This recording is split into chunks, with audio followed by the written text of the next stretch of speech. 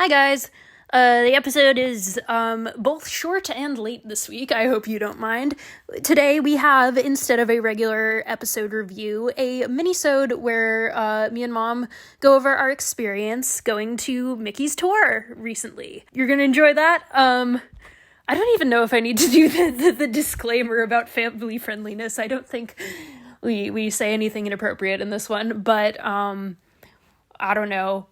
If you're listening to this show, you're either oomph or 65 anyway, so enjoy the episode. Hi. Hello. This is a special little added addition Segment to the Monkees Pod. What we're going to be reporting on is the show we got to see. Yay! We went and saw Micky Dolenz Songs and Stories live. We were in the same room as Micky. We're a little disappointed. We tried our best to get to see him, and it just didn't work out. He does know we exist, though. Yes, because we've been in contact. We have been in contact with multiple members of his team. And guys, the offer is still open. And he knew we were standing there waiting to see, because we had a stage manager going back and asking him to see us, and if he would see us. And unfortunately, he did not have the time or wherewithal. He sounded busy. They said they had him doing some press junket thing backstage. Here's what I want to say. He sounded tired. And we were going to record a little bit of this after the show, and I really was unable to do that because I was tired. So I understand, Micky. I understand. When you get a little older, it's 10 o'clock at night and you want to go to bed. And you would like to stop. You would like to stop now. He wouldn't even come out for his, he wouldn't go back for his encore. He didn't go backstage. He did he was like, okay, guys. So this is the part of the show where I normally go backstage and pretend that we're going to do an encore. But let's not even, we all know it's bullshit. I'm just going to stand here and you can pretend. And we all clapped for him, and then he sang again. So what we're going to do is review the show. We have half of the set list. Half of the set list. When we were standing there waiting to see if he would come, if we'd be able to meet him, there were numerous people asking for the set lists, and somehow one got split in half. I don't even know how. So somebody gave us the first half. So they didn't want it. First I don't know. So we have it, so we can work off of it, and then I remember a lot about the rest of it. So I just wanted to go over what he played and what he did, and I thought it was a really fun show. Yeah, we had a lot of fun. Yes, it was great fun. Interesting. Before the show, we talked to a lot of the people that were there, and here's some clips of that. I'm like a really cool rapper with the money spread here. We brought all these for no reason. Okay, we got that shot 10 minutes away. Hi, Monkees Pod people. Welcome to William Patterson University, where me and Mom are currently, to see Micky's show. This is so crazy.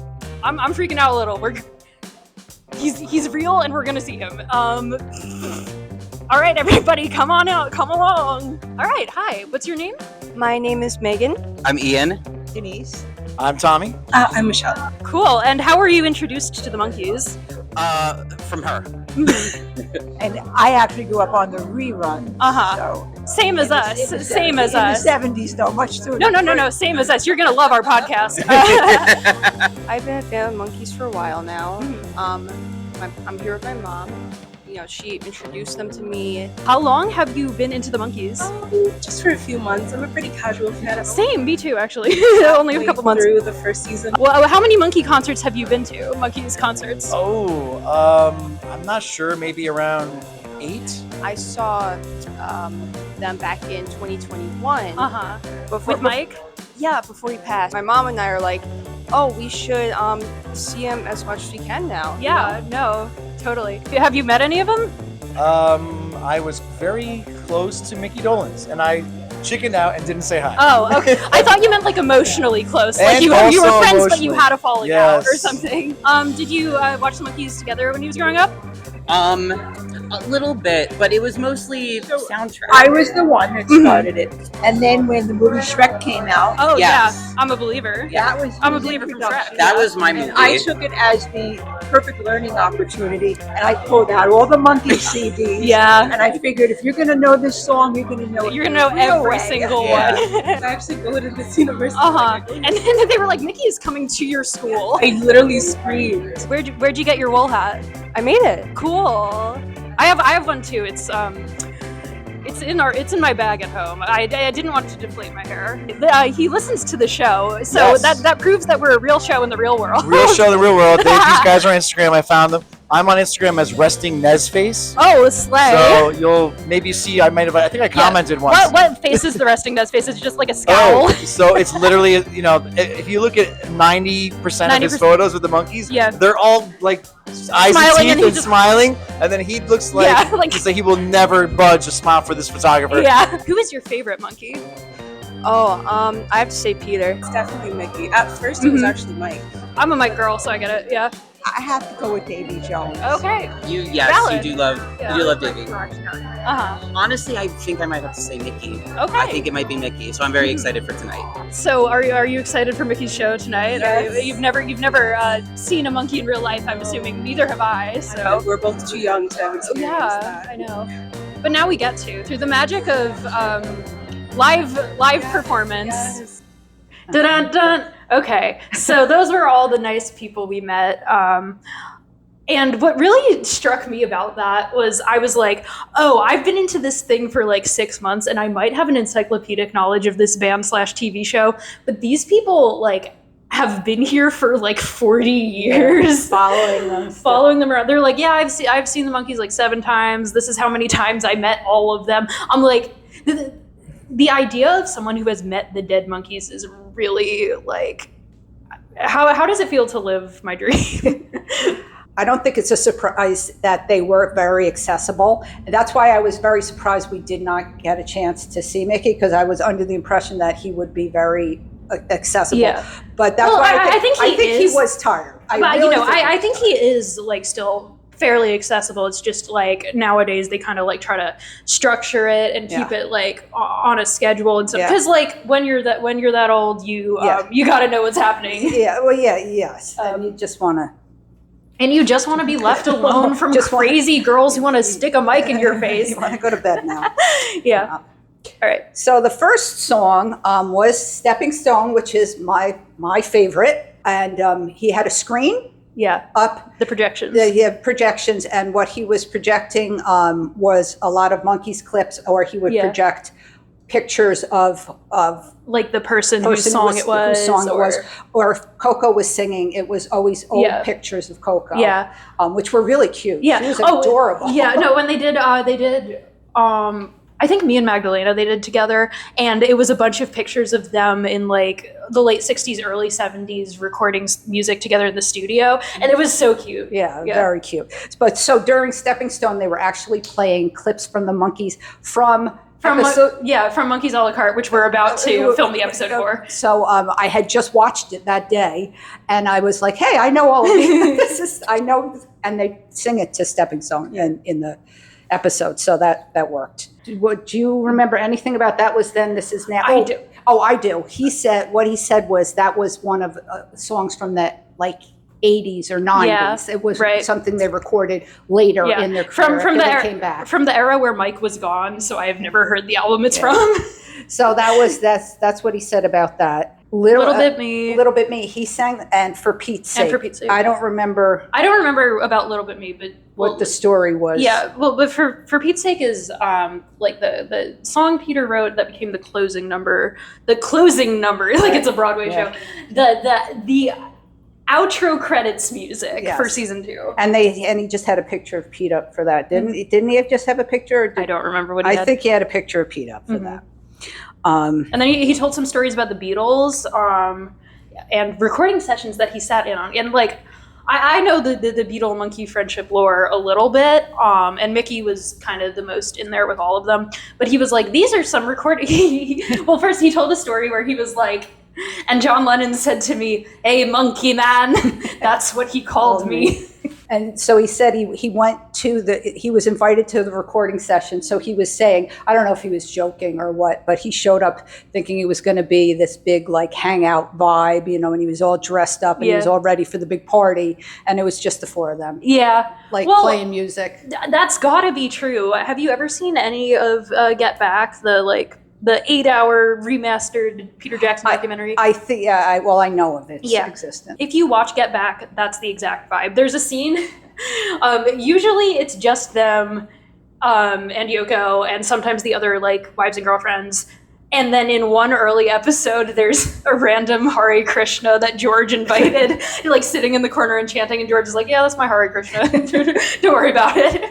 But like they didn't have like a ton of people around or anything. So he said he was there for for part of Sergeant Pepper. Yeah, for Good Morning, and then the Sergeant Pepper's Lonely Hearts Club Band reprise. Yeah. Which is the better version of that song because they go Sergeant Pepper's one and only Lonely Hearts Club Band, and that's a great. Yeah.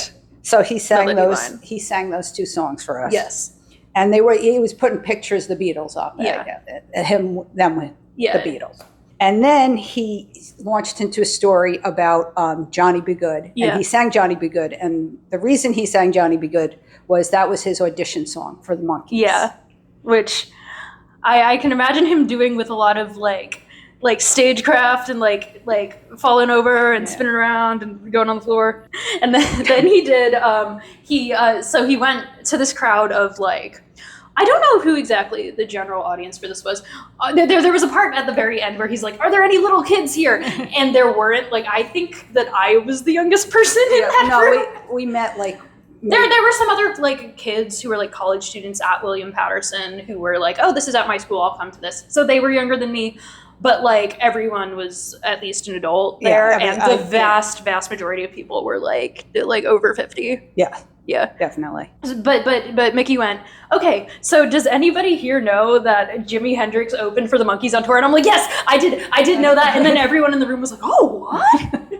But then he explained kind of how it went when the Monkees opened, when Jimi Hendrix opened for the Monkees, which was that he played about like a sizzling hot intro for Purple Haze and like sang the beginning of it, and then like he was like the little girls were like, we want Davy, we want the Monkees.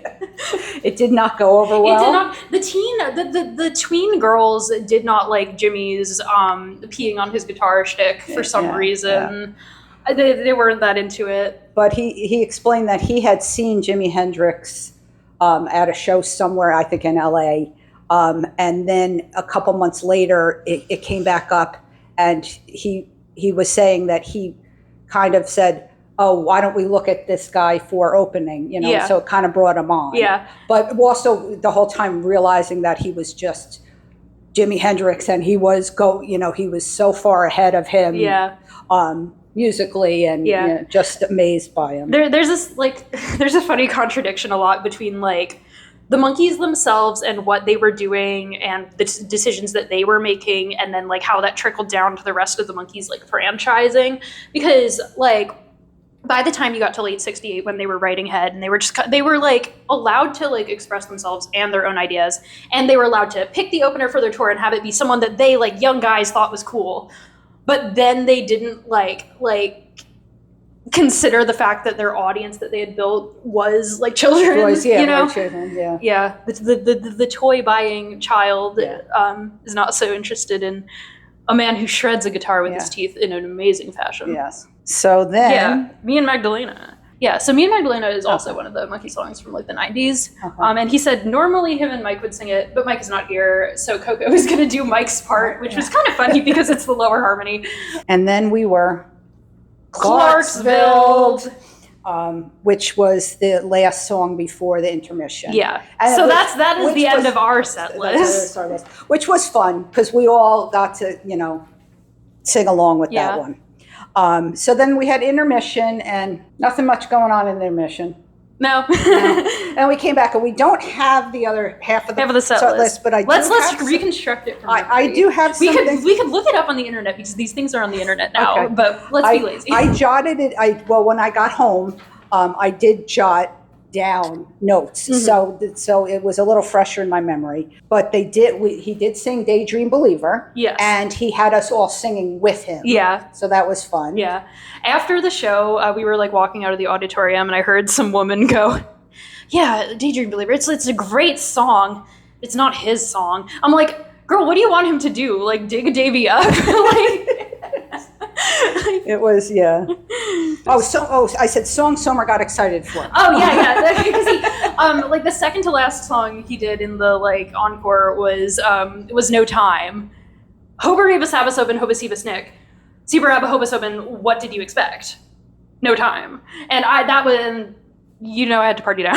She got very excited. I was not familiar. Because that's like a season 2 song. That's like one of the Rainbow Room music videos. It's just it's a hype one, and I was excited to hear it in real life. Yeah. Like most of the songs were sung by Micky, but they did do like he was like talking about Mike and his songwriting, and then he left the stage and had his band, like his backing band, do what? I think it was You May Just Be the One. But anyway, they projected during the entire length of that song the picture of Mike from the album cover of... I'm going to be called a fake Mike fan for not knowing the name of this album. Pretty much your standard ranch stash. Look at me. The hat gives me knowledge. Anyway, the picture of him from like the 70s with like long hair and the cowboy hat and he's winking. And they projected that giant for 3 straight minutes. And I did start shaking a little. And then I have he did a blues version of the Monkee theme song. It was so good. It was so good. It was amazing. Yeah. He sang Elton John song. Yes. He did Your Song, right? Yes, Your Song. Yeah. And he told a story about, what was his story about Elton John? He went to see Elton John, I think. Yeah. I don't know. I think he was just like friends with him and he wanted to do the song. Yeah. And he did a Stephen Stills. Yeah, he did For What It's Worth by Bruffalo Springfield. And he projected a picture of Stephen Stills. Because as we will learn, I was going to say today, but it's going to be released in like a month for you guys. As we will learn, Stephen Stills was around the Monkees. And then he did his fake encore. Yeah. Or he stood there and wheel platform. Yeah. I'm a Believer, yeah. Yeah. It's confusing because the Monkees' 2 most well-known songs have Believer in them. Yeah. And no. Yes. I'm sorry. I'm a Believer because he said, are there any little kids here? And there were not. Right. But he said, if there are, tell them that I did this song way before Shrek, which is true. Right, yeah. But also the little kids that like Shrek are me. Well, I was going to say at this point, the kids who know that song as, and it's not Shrek doesn't sing it. Donkey sings it. Well, Donkey sings it, but they re-recorded it. Yeah. Gosh, I can't think of the name. Eddie Murphy. No. Donkey from Shrek. There is a band that was popular in the 2000s that re-recorded it. Oh yeah, Smash Mouth. Yeah, that's what you're talking about. That's what I'm talking about. Yeah. And I tried to explain this to the Mandeals. At the Mandeals, I was like, our neighbors. But I don't. You guys know the Mandeals. But I was explaining about the podcast, and I was saying, the song "I'm a Believer," and they're like, "Yeah, Smash Mouth." I'm like, no. So that's our review. Yeah. I thought it was a really great show. I'm excited to see that like Micky, even at his big age, has so much energy left for performing and telling these stories, and like. I think he was having fun too. I think he enjoyed himself. Yeah, and we were enjoying it, and the whole audience was enjoying it. Yeah, everybody had a good and time. it was a good combination of like normal concert and almost. And we said this a couple times. It was almost like our show with the historical contextualization and this in the stories in the background. Yeah. And I learned a couple new things. I knew most of the stuff he was talking about, but I learned which particular Beatles sessions he sat in on, for example. So, Micky, well, we are coming for you. George Michael Dolenz, you will be on the podcast, trust. But for our first viewing of Micky, this was a great time. Yes, good time. Yeah, bye all. Yeah. And Monkee out for the mini episode. We'll see if this gets attached to a normal. I don't know what we're doing with it. We'll see. Bye. We hope you enjoyed that special mini-sode of the Monkees pod. You can follow us on Instagram and the website formerly known as Twitter at monkeespod. And this might be all we're getting this week. I might do another, depending on how fast I finish the next normal episode, I might put that one up early. I'll see what I feel like. Everything in this podcast is up to my whims. Bye.